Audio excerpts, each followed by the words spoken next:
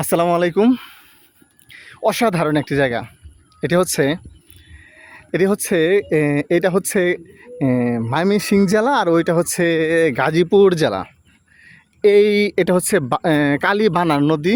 এটাকে বলা হয় কালীবানার নদী। এই নদীটায় দুইটা জেলাকে দুই ভাগে বিভক্ত করছে। ওই পাশে হচ্ছে গাজীপুর জেলা, এই পাশে হচ্ছে ময়মনসিংহ জেলা। এটা হচ্ছে কাপাসিয়া থানা, আর এটা এই পাশে এটা হচ্ছে কাপাসিয়া থানা, আর এটা হচ্ছে পাগলা থানা।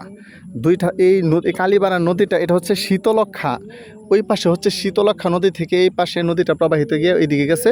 শীতলক্ষা নদী থেকে শাখা হয়ে কালীবানা হয়ে আসছে।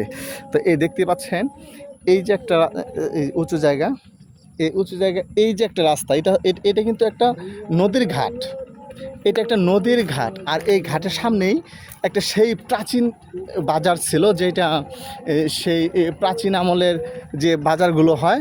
আসলে মূলত প্রাচীন আমলের যে বাজারগুলো, যতগুলো বাজার আছে সব কিছু নদীমাতৃক বাজারগুলো ছিল। নদীর আশেপাশে যে বাজারগুলো ছিল, এইটা নদীর পারে হওয়ার কারণে এইটা হচ্ছে, এই দেখতে পাচ্ছেন, এটা হচ্ছে নদী।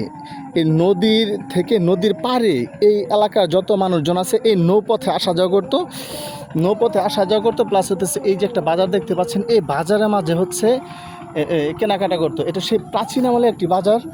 তো যদিও বাজারটা এখন পরিত্যক্ত, কেউ এখানে এখন আর সে আগের মতো বাজার বসে না, দোকানপাটও নাই এখানে, বাজারও নাই, কিন্তু সেই বাজারের দোকানপাটগুলো এখনও আছে।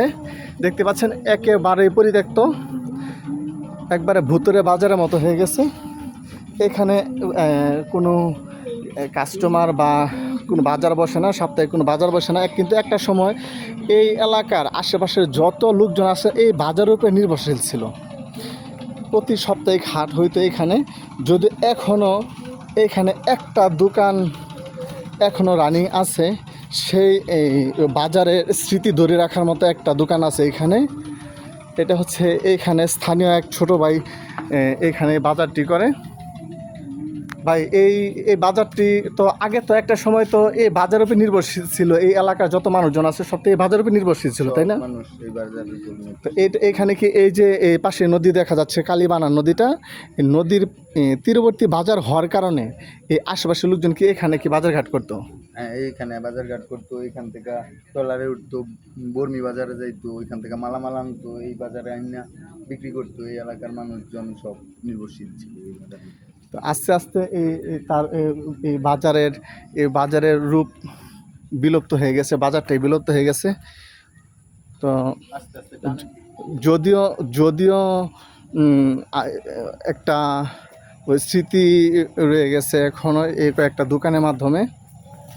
এই নদীমাতৃক যেই বাজারগুলো ছিল, আস্তে আস্তে আমরা সেই বাজারগুলো হারিয়ে ফেলেছি।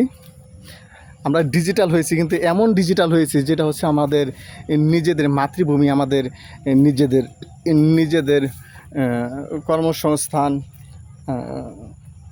যদিও উন্নত করেছি, তারপরেও আমাদের যে প্রিয় মাতৃভূমির যে চিরচেনা সে প্রাচীন সে রূপ, এটা আমরা হারিয়ে ফেলেছি। সবাই ভালো থাকবেন, সুস্থ থাকবেন।